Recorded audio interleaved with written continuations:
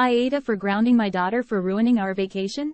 My husband, daughter, 15, stepkids, 13, 16, and I just came back from a 2-week vacation.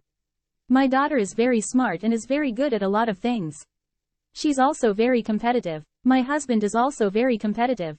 My daughter started off this vacation by telling my husband there was Sudoku on the plane and explaining how to play. He didn't know that she's been playing Sudoku for months.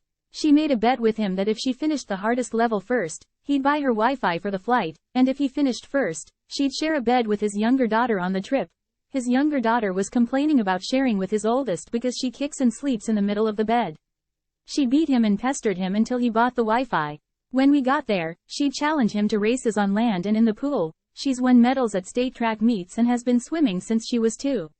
Every day she'd challenge him to something, win, and he'd have to buy her something from the resort or local shops. My husband was getting sick of losing, and my stepdaughters were upset that their dad was buying her stuff and not them, so I told my daughter she either couldn't compete with her stepdad or she had to let him win. She decided to tell her stepdad that she wasn't allowed to compete with him anymore because he couldn't handle losing.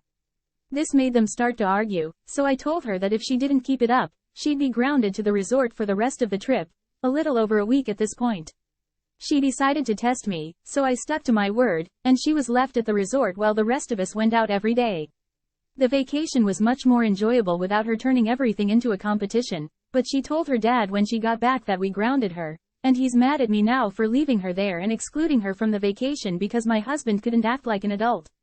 I told him my daughter was warned to stop, but she decided to test me, and now he's forcing her to stick to the custody schedule. Technically, I have her every other weekend, but he was letting her go back and forth whenever she wanted, and is threatening to go to court for child support and back pay. AITA for grounding her for ruining the vacation?